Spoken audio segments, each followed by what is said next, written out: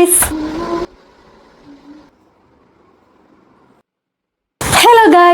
പുതിയൊരു വീഡിയോയിലേക്ക് എല്ലാവർക്കും സ്വാഗതം. ഇന്ന് നമ്മുടെ ഒരു ക്ലീനിങ് ഡേ ആണ് കാണിക്കുന്നത്. ഈ വീട് മുഴുവൻ വൃത്തികേടായി കിടക്കണമെന്ന് പറഞ്ഞാൽ വൃത്തികേടായി കിടക്കുക. അപ്പോൾ അതൊന്ന് വൃത്തിയാക്കണം. അല്ലെങ്കിൽ കുഞ്ഞുങ്ങളുള്ള വീട്ടിലങ്ങനെ എപ്പോഴും മെസ്സി ആയിട്ടായിരിക്കും കിടക്കുന്നത്. അപ്പോൾ നമ്മൾ ഇന്ന് ക്ലീൻ ചെയ്യാൻ പോവുകയാണ് വീട്. അതിൻ്റെ ഒരു വ്ളോഗാണ് ഇന്ന് എടുക്കാൻ പോകുന്നത്. അപ്പോൾ നമുക്ക് വീഡിയോയിലോട്ട് പോകാം. ക്ലീനിങ് ഒക്കെ അവിടെ നിൽക്കട്ടെ, അതിനു മുമ്പ് ഒരു പരിപാടിയുണ്ട്. കുഞ്ഞിൻ്റെ തുണി അലക്കണം. അതൊരു ടാസ്ക്. എന്നും രാവിലെ ചെയ്യുന്നൊരു കാര്യമാണ് കുഞ്ഞിൻ്റെ തുണി അലക്കിയിടുന്നത്. കാരണം ഞാൻ മെഷീനിലിടാറില്ല കുഞ്ഞിൻ്റെ തുണി. എപ്പോഴും എനിക്കൊരു സമാധാനം, കുഞ്ഞിൻ്റെ തുണി എപ്പോഴും കല്ലിൽ തിരുമ്പിയിടുമ്പോൾ എൻ്റെ കൈ കൊണ്ട് തന്നെ തിരുമ്പിയിടുമ്പോഴാണ് വൃത്തിയാവുന്നതെന്നുള്ളൊരു തോന്നൽ കൊണ്ടാണ് ഞാൻ എപ്പോഴും കൈ കൊണ്ട് തന്നെ കഴുകിയിടുന്നത്. പിന്നെ അതുമല്ല, മെഷീനിലാവുമ്പോൾ എപ്പോഴും നമ്മുടെ തുണിയൊക്കെ ഇട്ട് ഒരു അഴുക്കൊക്കെ അതിൽ കാണുമല്ലോ. ആ ഒരു ഇതുകൊണ്ടും കൂടാണ് ഞാൻ കൈ കൊണ്ട് തിരുമ്പിയിടുന്നത്. പിന്നെ അത് കഴുകി വെയിലത്തിട്ട് ഉണക്കണം എന്നാണ് ഒരിത്. കാര്യം എന്താണെന്ന് വെച്ച് കഴിഞ്ഞാൽ കുഞ്ഞിന് ഈ ഒരിടയ്ക്ക് വെച്ചിട്ട് വൈറ്റ് സ്പോട്ട് വന്നിട്ടുണ്ടായിരുന്നു. അതുകൊണ്ട് ഞാൻ തുണി വെയിലത്തിട്ട് ഉണക്കിയാണ് ഇടാറ്. ഇപ്പം മഴ സമയമൊക്കെ ആയതുകൊണ്ട് വൈകുന്നേരം ആകുമ്പോഴത്തേനും എടുത്ത് റൂഫിലിടും. പിന്നെ എനിക്കും വെയിൽ കൊണ്ടാൽ നല്ലതാണ്. വൈറ്റമിൻ D3 എനിക്ക് കുറവാണ്. അപ്പോഴത്തേക്കും കുഞ്ഞുണന്ന് പിന്നെ ഞാൻ അവനെ ഉറക്കി അതിന് ശേഷമാണ് പിന്നെ ഞാൻ ക്ലീനിങ്ങിലോട്ട് ഇറങ്ങിയത്. എല്ലായിടും ഒക്കെ ഒന്ന് തുടച്ച് ഒക്കെ തുടങ്ങിയപ്പോഴത്തേനും ഉണ്ട് ദാണ്ട അമ്മ വന്നിട്ട് കയ്യാട്ടി വിളിക്കുക. ഞാൻ വിചാരിച്ച എന്തുവാ അത്, അരി ഇടാൻ വേണ്ടിയിട്ടായിരുന്നേ. അരി ഉണക്കി വെച്ചിട്ടുണ്ടായിരുന്നു. അപ്പോൾ അത് കൊണ്ട് പൊടിപ്പിക്കാൻ വേണ്ടിയിട്ടാണ്, പച്ചരിയെ. അപ്പോൾ അമ്മ അത് പൊടിപ്പിക്കാൻ വേണ്ടി പോകാൻ വേണ്ടി നിൽക്കുക. അതിന് എൻ്റെ അടുത്ത് കൊണ്ടുവന്നതാണ് ഇടാൻ വേണ്ടി. അമ്മ പിന്നെ അതും കൊണ്ടുപോയി. ഞാൻ പിന്നെ പെതുക്കെ സെറ്റ് തുണിയൊക്കെ മാറ്റി. അപ്പോൾ അമ്മ ചോദിക്കുക എന്തോ വെച്ചാൽ ഞാൻ ചെയ്യേണ്ടത്, എങ്ങനെ പോകുന്ന, എങ്ങനെ ഓട്ടോ വിളിച്ചോ എങ്ങനെയാണെന്നിങ്ങനെ ചോദിച്ചുകൊണ്ടിരിക്കുമായിരുന്നേ. അപ്പം ഞാൻ പതുക്കെ സെറ്റ് തുണിയൊക്കെ മാറ്റി ഒന്ന് ക്ലീൻ ചെയ്ത് ഡൈനിങ് ടേബിളിൻ്റെ പുറത്ത് നിങ്ങളുടെ ഇവിടെ എങ്ങനെയാണോ എല്ലാം ഇങ്ങനെ അതിൻ്റെ മുകളിലാണോ. പിന്നെ ഞാൻ എല്ലാം ഇരിക്കേണ്ടടത്തൊക്കെ കൊണ്ടുവച്ച് പതുക്കെ ഒന്ന് തുടച്ച് ഒന്ന് ക്ലീൻ ആക്കി. അവിടെ പ്രത്യേകിച്ച് അഴുക്കൊന്നും ഇല്ല കേട്ടോ. ഡെയിലി ഇത് ചെയ്യുന്ന പരിപാടിയാണ്. പക്ഷേ എന്നാലും പിറ്റേ ദിവസം ആകുമ്പോൾ വീണ്ടും ഇതേ അവസ്ഥ തന്നെ. അപ്പം നാണ്ട കണ്ടില്ലേ, കുഞ്ഞുങ്ങളുള്ള വീട്ടിൽ ഇങ്ങനെ ആയിരിക്കും. എല്ലാം ഇങ്ങനെ വലിച്ചു വാരി കിടക്കും കളിപ്പാട്ടങ്ങളൊക്കെ. ഇന്നെന്തോ പറ്റിയെന്ന് അറിയത്തില്ല, ഭയങ്കര കുറവുണ്ട് കേട്ടോ. അല്ലെങ്കിൽ ഇങ്ങനെയൊന്നും ആയിരിക്കത്തില്ല. ഇത് നിറച്ച്, ഈ ബേസ് ബോർഡ് നിറച്ച് അവൻ്റെ കളിപ്പാട്ടങ്ങളാണ്. പിന്നെ ഞാനാണെങ്കിൽ പെതുക്കെ ആ ബേസ് ബോർഡ് എടുത്ത് അങ്ങ് വിളക്ക് മുറിയിൽ, ഞങ്ങളുടെ വിളക്ക് കത്തിക്കുന്ന മുറിയിലോട്ടൊക്കെ കൊണ്ടുവച്ചിട്ട്, അപ്പോൾ ക്ലീൻ ചെയ്യാൻ എളുപ്പമാണല്ലോ. എന്നിട്ട് ഞാൻ അതൊക്കെ തട്ടിക്കുടഞ്ഞ് ദിവാങ്കോട്ടൊക്കെ ഒന്ന് വിരിച്ച് ഇതെടുത്ത് പിന്നെ ഞാൻ കസേരയൊക്കെ ആണെങ്കിലേ ഒന്ന് തട്ടിക്കുടഞ്ഞു കേട്ടോ. അതിനകത്തൊക്കെ പൊടിയുണ്ട്. എവിടെ നിന്നാണെന്നറിയില്ല ഇത്രയും പൊടി ഇങ്ങനെ വരുന്നത്. പിന്നെ പെതുക്കെ കൊച്ചിൻ്റെ പിന്നെ വാക്കറൊക്കെയാണ് ഒരു സൈഡിലോട്ട് നീക്കി. ഈ സെറ്റ് തുണിയെല്ലാം കൂടെ പിന്നെ ഞാനാണെങ്കിൽ കഴുകാൻ വേണ്ടിയിട്ട് കൊണ്ടിട്ട് അതിട്ടില്ല, അത് മാറ്റി വെച്ചിട്ട് തലേ ദിവസത്തെ തുണി ഉണ്ടായിരുന്നു അതൊക്കെ ഇട്ടു. ചേണ്ട പാൻറ്റിലാണേ എന്തെങ്കിലുമൊക്കെ കാണും, ഉണ്ടോയെന്ന് തപ്പി നോക്കി. എന്നിട്ട് ലിക്വിഡൊക്കെ ഒഴിച്ച് മെഷീൻ ഉണക്കി. ലിക്വിഡിൻ്റെ കുപ്പി കാണുമ്പോൾ തോന്നും കുഞ്ഞിൻ്റെ ലിക്വിഡാണോ എന്ന്. അല്ല, അത് നമ്മുടെ തന്നെ ലിക്വിഡ് ഞാൻ അതിനകത്ത് ഒഴിച്ച് വെച്ചിട്ട് അതുകൊണ്ടാട്ടോ ഉപയോഗിക്കുന്നത്. പിന്നെ വാഷ് ബേസിൻ ആണെങ്കിൽ കഴുകി. ഞാനാണെങ്കിൽ വാഷ് ബേസിൻ കഴുകുമ്പോഴുണ്ടല്ലോ കുറച്ച് പേസ്റ്റ് കൂടെ ഞാൻ ഉപയോഗിക്കും. കാരണം എന്താണെന്ന് വെച്ചാൽ ഒന്ന് നല്ലപോലെ ക്ലീൻ ആയി കിട്ടും. നിങ്ങളൊന്ന് ട്രൈ ചെയ്ത് നോക്കണേ, നല്ലൊരു ഐഡിയ കേട്ടോ.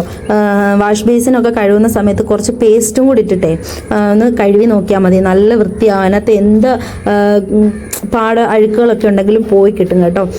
അപ്പോൾ ആണ്ട് കിടക്കുന്ന എല്ലാം കൂടെ തട്ടി മറിഞ്ഞ് തറയിൽ. പിന്നെ അതൊക്കെ ചെയ്ത് കണ്ണാടിയൊക്കെ ഒന്ന് ക്ലീൻ ചെയ്തപ്പോൾ കണ്ണാടി ഉണ്ട് കഴിഞ്ഞാൽ പിന്നെ അങ്ങനെ ആണല്ലോ, നമുക്കൊന്ന് സൗന്ദര്യമൊക്കെ ഒന്ന് നോക്കണം.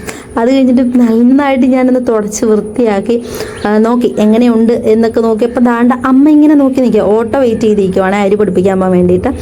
ആ സമയത്തെല്ലാം കുഞ്ഞെന്തായാലും ഇടയ്ക്ക് ഉറങ്ങുന്നുണ്ട്. അവ ഉണരാത്തതുകൊണ്ട് എനിക്ക് ഇത്രയും കാര്യങ്ങൾ എന്തായാലും ഒറ്റ സ്ട്രെച്ചിൽ തന്നെ ചെയ്യാൻ പറ്റി. പറഞ്ഞു തീർന്നില്ല, ദാണ്ട ഉണന്ന്. വിച്ചുക്കുട്ടൻ ടാറ്റ കൊടുത്തേ കുഞ്ഞ്, ടാറ്റ. ഒന്ന് ക്ലാപ്പ് അടിച്ചേ കുഞ്ഞ്, ക്ലാപ്പ് അടിച്ചേ. വാ, ഒരു ഫ്ലൈങ് കിസ് കൊടു. ഉമ്മ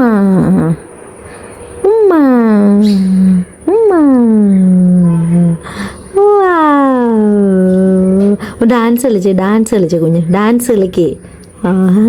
ഡാഡി മമ്മി വീട്ടിലില്ല. വാ, ഡാൻസ് കളിച്ചേ. അവിടെ എന്തോ കണ്ണാടി. ഡാൻസ് കളി. ഒരു ഉമ്മ അമ്മയ്ക്ക്. ഉമ്മ ഉറക്കച്ചടമൊക്കെ മാറ്റി വാക്കറിലോട്ട് കൊണ്ടിരുത്തി. ഇപ്പോൾ വാക്കറിലിരിക്കാൻ ഭയങ്കര മടിയാണ്, ഭയങ്കര കരച്ചില്ല, ഒരു തരത്തിലിരിക്കത്തില്ല. നേരത്തെ ഭയങ്കര ഇഷ്ടമായിരുന്നു വാക്കറിലിരിക്കാൻ. പിന്നെ ഒരുവിധം സമാധാനപ്പെടുത്തി ഫുഡ് കൊടുക്കാൻ വേണ്ടിയിട്ട് കൊണ്ടിരുത്തി. ഫുഡ് കൊടുക്കുന്ന കാര്യമാണ് ടാസ്ക്. എന്തൊക്കെ പറഞ്ഞാൽ നടന്നാൽ അറിയോ കൊടുക്കുന്നത്? കാക്ക, പൂച്ച, പട്ടി, കോഴി ഇതെല്ലാത്തിനെയും പറയും. ഒരുവിധം എങ്ങനെയെങ്കിലുമൊക്കെ തീറ്റിപ്പിക്കുന്നത്. ആഹാരം വലിയ പാടാണ്, ആഹാരം കഴിപ്പിക്കാൻ വേണ്ടിയിട്ട് അങ്ങോട്ടും ഇങ്ങോട്ടും ഒക്കെ കൊണ്ടു കിടന്നൊക്കെ ആയിരിക്കും ചിലപ്പോൾ കൊടുക്കുന്നത്. ഇപ്പം എന്തായാലും വാക്കറിലിരുത്തി ഞാൻ കൊടുത്തു. കാരണം ഇത്രയും എൻ്റെ ദേഹമൊക്കെ അഴുക്കും കൂടെ ഒക്കെ ആയതുകൊണ്ട് കുഞ്ഞിനെ അങ്ങനെ എടുത്ത് വെച്ചൊക്കെ തിരുത്തി കൊടുക്കണ്ടെന്ന് കരുതിയതുകൊണ്ടാണ് കുഞ്ഞിനെ പിന്നെ ഞാൻ വാക്കറിനകത്ത് തന്നെ ഇരുത്തി അങ്ങ് കൊടുത്തത്. ഒരുവിധം ഞാൻ എങ്ങനെയൊക്കെയോ കൊടുത്തു. ഇഡലിയും കടലക്കറി ആട്ടോ. ഞാൻ പ്രത്യേകിച്ചൊന്നും എനിക്ക് ഉണ്ടാക്കാൻ പറ്റിയില്ല. അല്ലെങ്കിൽ ഞാൻ 11 മണിക്കൊക്കെ എന്തെങ്കിലും ഉണ്ടാക്കിയാണ് ഫുഡ് കൊടുക്കാറ്. പിന്നെ അവനെ കൈ വെച്ചുകൊണ്ട് തന്നെ ഞാൻ അമ്മയുടെ മുറിയിലൊക്കെ ഒരുവിധമൊക്കെ സെറ്റാക്കി. കുഞ്ഞിന് മുടി ശരിക്കും വളർന്നു കേട്ടോ. അത് ബണ്ണിടുന്നതാണെങ്കിൽ അതിലും ടാസ്ക്കുള്ള കാര്യമാണ് കെട്ടിവെക്കുന്നത്. ഒരുവിധം ഞാൻ എങ്ങനെയൊക്കെയോ ഒന്ന് പിടിച്ച് നിർത്തി ബൺ ചെയ്ത് അവിടോട്ട് മാറ്റി ഇരുത്തി കയ്യിലൊരു ചാർജറും എടുത്ത് കൊടുത്ത് കുറച്ച് സാധനങ്ങളൊക്കെ അവൻ്റെ തന്നെ ക്രീമും അതും ഇതുമൊക്കെ എടുത്തിട്ട് കൊടുത്ത് കളിക്കട്ടെ എന്ന് കരുതി. എന്നിട്ട് ഞാൻ പതുക്കെ ഞങ്ങളുടെ മുറി ഒന്ന് ജസ്റ്റ് ഒന്ന് ക്ലീൻ ആക്കി. അവിടെ ഒന്നും പ്രത്യേകിച്ചൊന്നുമില്ല, ക്ലീൻ ചെയ്തിട്ടുള്ളത് തന്നെ. പിന്നെ എൻ്റെ പ്രോജക്ട്സ് ഒക്കെ ആട്ടോ ഇത്. പ്രോജക്ട്സ് ഒക്കെ എല്ലാം ഞാൻ ഫയലിലാക്കി വെച്ചു. എനിക്കിനിയിപ്പം സാറ്റർഡേ പോകണം, കൊല്ലത്ത് കൊണ്ടുപോയി കൊടുക്കണം. ഇത് കുഞ്ഞിൻ്റെ കാർമസൈഡാണ്. ഞാൻ അന്ന് പറഞ്ഞില്ലായിരുന്നു കുഞ്ഞിന് ഇതുപോലെ ചൊറിച്ചിലൊക്കെ വന്നു എന്ന്. ഇത് കുടിച്ചിട്ടാണേ. എന്താ പറ്റിയെന്ന് അറിയില്ല. അത് ഞാൻ കളഞ്ഞിട്ടില്ല, അങ്ങനെ തന്നെ വെച്ചിട്ടുണ്ട്. പിന്നെ ചൂടിൻ്റെ മരുന്നും പിന്നെ ചൊറിച്ചിൽ വന്നപ്പോൾ ഉപയോഗിച്ച കലാമിലോഷനൊക്കെ അതെല്ലാം ഞാൻ എടുത്ത് വെച്ചിട്ടുണ്ട്. അന്ന് ഉപയോഗിച്ചതേ ഉള്ളൂ കലാമിലോഷനൊക്കെ. പിന്നെ ഇതൊക്കെ ഹോമിയോ മരുന്നുകളാണ് എൻ്റെയും കുഞ്ഞിൻ്റെയും. ഞങ്ങൾ ഹോമിയോ ആളുകളാണ് കേട്ടോ. അതിനിടയ്ക്ക് അവൻ എണീറ്റ് നിന്നപ്പോൾ അവനെ ഒന്ന് ചെറുതായിട്ടൊന്ന് കളിപ്പിച്ചു. അവനാണെങ്കിൽ അവിടെ ഇരുന്ന് കളിച്ചോളും. എന്തേലുമൊക്കെ ഇട്ട് കൊടുത്തു കഴിഞ്ഞാൽ കളിച്ചോളും. പിന്നെ താഴെ വെച്ചിരിക്കുന്ന ബുക്സൊക്കെ ഒന്നും വെക്കാൻ പറ്റില്ല, അവയെല്ലാം വലിച്ചെടുക്കും. ഇതൊക്കെ ഞാൻ വായിക്കുന്ന ബുക്കുകളാണ്. കട്ടിലൊക്കെ ഷീറ്റ് വിരിക്കേണ്ടതുകൊണ്ട് ഞാൻ അവനെടുത്ത് വീണ്ടും വാക്കറിലിരുത്തി. എൻ്റെ ബുക്ക് എടുത്ത് കൈ വെച്ചേക്കുന്ന കേട്ടോ. വേറൊരു സാധനം കാണിച്ചു തരാം. എന്താണ്ട് ഇത് കണ്ടോ, കട്ടിലിൽ ചെറിയൊരു കീറലേ ഉണ്ടായിരുന്നുള്ളൂ. അവൻ പിന്നെ അത് വലിച്ചു കീറിയതാണ്. എത്ര ബെഡ്ഷീറ്റ് അവിടെ വിരിച്ചിട്ടാലും അവനത് വലിച്ചു കീറും. ഞാനാണെങ്കിൽ ഒരു സൈഡിൽ കൂടെ ഇങ്ങനെ വിരിച്ചുകൊണ്ടിരിക്കും, അവനാണെങ്കിൽ ഒരു സൈഡിൽ കൂടെ പിടിച്ച് വലിക്കും. ഇതാണ് അവൻ്റെ ഒരു പരിപാടി എന്ന് പറയുന്നത്. എങ്ങനെയൊക്കെയോ പിടിച്ച് മാറ്റി വെച്ച് ഞാൻ ഒരുവിധം വിരിച്ചിട്ടു. പിന്നാണെങ്കിൽ പില്ലോയ്ക്ക് കവർ ഇടുന്നൊരു പരിപാടിയുണ്ട്. എനിക്കാണെങ്കിൽ അതുപോലെ ഇഷ്ടക്കേടുള്ളൊരു പരിപാടി വേറെയില്ല. പിന്നെ ചെയ്തല്ലേ പറ്റൂ, അതുകൊണ്ട് അങ്ങ് ചെയ്യുന്നു. കാരണം കുഞ്ഞിന് ഉള്ളതുകൊണ്ടാട്ടോ ഞാനിപ്പോൾ ഇത്രയൊക്കെ നോക്കുന്നത്. പിന്നെ ഒരു തരത്തിൽ എനിക്ക് കേൾക്കൂലെന്ന് തോന്നുന്നു. കാരണം ഇത്രയും നേരമൊക്കെ അവൻ ക്ഷമിച്ചു, അവൻ്റെ പരിധി അവൻ കണ്ടു. പിന്നെ എനിക്ക് എടുക്കേണ്ടി വന്നു, ഞാൻ എടുത്തു. പിന്നെ അപ്പോഴത്തേനും അമ്മ വന്നു കേട്ടോ. അമ്മ വന്നപ്പോൾ എനിക്ക് പിന്നെ എളുപ്പമായി. അമ്മയെ ഏൽപ്പിച്ച് ഞാൻ പിന്നെ അമ്മയുടെ മുറിയിലോട്ട് കയറി. അമ്മയുടെ മുറിയിലാണെങ്കിൽ പിന്നെ പില്ലോ കവറൊക്കെ അമ്മ കഴിഞ്ഞ ദിവസം മാറ്റിയതാണ്, അതുകൊണ്ട് ഞാനത് മാറ്റിയില്ല. പിന്നെ ബെഡ്ഷീറ്റൊക്കെ വിരിച്ചു, പില്ലോയൊക്കെ ഞാൻ അതുപോലെ തന്നെ പറക്കി അങ്ങ് വെച്ചു. അപ്പോഴത്തേക്ക് ഇതാ കുഞ്ഞപ്പയിട്ടു. പിന്നെ ഞാനത് കഴുകിച്ചു, ഞാനും അമ്മയും കൂടെ. എന്നിട്ട് അവന് നിക്കറൊക്കെ ഇട്ട് കൊടുത്തു.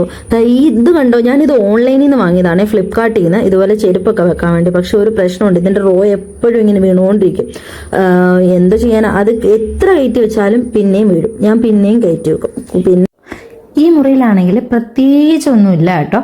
കാരണം ബെഡ്ഷീറ്റൊന്നും ഞാൻ മാറ്റിയില്ല. കാര്യം എന്ന് വെച്ച് കഴിഞ്ഞാൽ അങ്ങനെ അഴുക്കൊന്നും ഇവിടെ ആവില്ല വലുതായിട്ട്. അങ്ങനെ ചേച്ചിയൊക്കെ വരുമ്പോൾ മാത്രമേ അവിടെ കിടക്കാറുള്ളൂ. അപ്പോൾ വരുമ്പോൾ മാത്രം വിരിച്ചാൽ മതിയല്ലോ. അപ്പോൾ അതാ നോക്കിയപ്പോൾ നല്ല ചിലന്തി വലയുണ്ട്. ഞാൻ വിചാരിച്ച് ചിലന്തി വലയൊന്ന് പതുക്കെ അടിച്ചേക്കാന്ന്. ചിലന്തി വല ബെഡ്ഷീറ്റൊക്കെ വിരിച്ചു, സാരമില്ല, നമുക്ക് പതുക്കെ ഒന്നും വീഴാതെ ചെറുതായിട്ടൊന്ന് അടിച്ചിങ്ങ് മാറ്റിയേക്കാം. ഞങ്ങളുടെ മുറിയിലും അമ്മയുടെ മുറിയിലും ഒന്നും വലുതായിട്ട് ചിലന്തി വല ഇല്ല കേട്ടോ. കാര്യം അവിടെ ഇടയ്ക്കിടയ്ക്കൊക്കെ അടിക്കുന്നത് കൊണ്ടായിരിക്കും.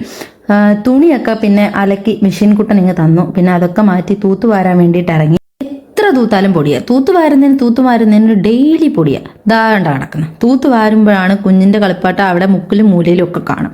എല്ലാ അമ്മമാർക്കുള്ള പണിയായിരിക്കും ഇത്. പിന്നെ ഞാനാണെങ്കിൽ വിളക്കുമുറിയിലോട്ട് കയറിയേ. വിളക്ക് എത്തിക്കുന്ന മുറിയിലാണെങ്കിൽ വലിയ പൊടിയൊന്നുമില്ല. കാര്യം അവിടെ ആരും അങ്ങനെ ചവിട്ടിത്തേക്കാൻ കയറുന്നില്ലല്ലോ, എപ്പോഴും അടച്ചിട്ടേക്കും. കുഞ്ഞ് കയറാതിരിക്കാൻ വേണ്ടിയിട്ടാണേ. കുഞ്ഞ് കയറി കഴിഞ്ഞ് കഴിഞ്ഞാൽ ആ നിലവിളക്കൊക്കെ പിടിച്ച് വേണേൽ താഴെ വലിച്ചിടും. അവന് അതിൽ കയറാൻ വേണ്ടി ഭയങ്കര ഇൻട്രസ്റ്റാണ്. പിന്നെ കഴുകി വെച്ച തുണി ഇതുവരെ വിരിച്ചിട്ടില്ല. ഇതൊക്കെ ഒന്ന് ഒതുക്കിയിട്ട് വിരിക്കാന്നും പറഞ്ഞുകൊണ്ടിരിക്കുക. തൂത്തുവാരുന്നതിനനുസരിച്ച് എല്ലാ മുറിയിലും നല്ല പൊടിയുണ്ട്. എവിടുന്നാണെന്നറിയില്ല, കുഞ്ഞുള്ളതുകൊണ്ടായിരിക്കും ചിലപ്പം. എപ്പോഴും ഇങ്ങനെ അവൻ അവിടെയും കയറി ഇവിടെയും കയറി അതും വലിച്ചു വാരിയിട്ട് ഇങ്ങനെ നടക്കും. അതുകൊണ്ട് എന്നും തൂക്കുന്നതാണ്, എന്നിട്ട് പോലും ഇത്രയും പൊടിയുണ്ട്. അമ്മ പൊടിപ്പിച്ചുകൊണ്ട് വന്ന അരിപ്പൊടി മുളകുപൊടി ഞാൻ മാറ്റി വെച്ചിട്ട് പതുക്കെ അടുക്കളയും കൂടെ ഒന്ന് ക്ലീൻ ചെയ്തെടുക്കാമെന്ന് കരുതി. പിന്നെ നമുക്ക് മൊത്തത്തിലുള്ളൊരു ഡീപ്പ് ക്ലീൻ പിന്നെ ചെയ്യാമെന്ന് കരുതി. ഇപ്പോൾ ഒന്ന് തൂത്തുവാരി പൊടിയെല്ലാം ഒന്ന് വാരി കളഞ്ഞു.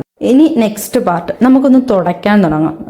കുറച്ച് ലിക്വിഡൊക്കെ ഒഴിച്ച് ഞാൻ പിന്നെ ഡെറ്റോൾ ഒഴിക്കും കേട്ടോ. കുഞ്ഞുള്ളത് കൊണ്ട് അവനെപ്പോഴും തറയിലൊക്കെ കിടന്ന് ഉരുളുന്നതല്ലേ, അതുകൊണ്ട് ഡെറ്റോൾ ഒഴിച്ച് പതുക്കെ തുടയ്ക്കാൻ വേണ്ടിയിട്ട് ഇറങ്ങി. അതൊരു ടാസ്ക് പരിപാടിയാണ്, ഭയങ്കര ബുദ്ധിമുട്ടാണ്. തുടയ്ക്കുന്നതാണെങ്കിൽ തുടയ്ക്കാതിരിക്കാൻ കഴിയുമോ അതും ഇല്ല. ഹാളിൽ ചെന്നപ്പോൾ അവിടെ അമ്മയും അവനും കൂടെ അവിടെ കിടക്കുന്നു. പിന്നെ ഞാൻ വെച്ച് റൂം അങ്ങ് തുടച്ചെടുത്തിട്ട് പിന്നെ ഹാളിലോട്ട് പോകുന്ന.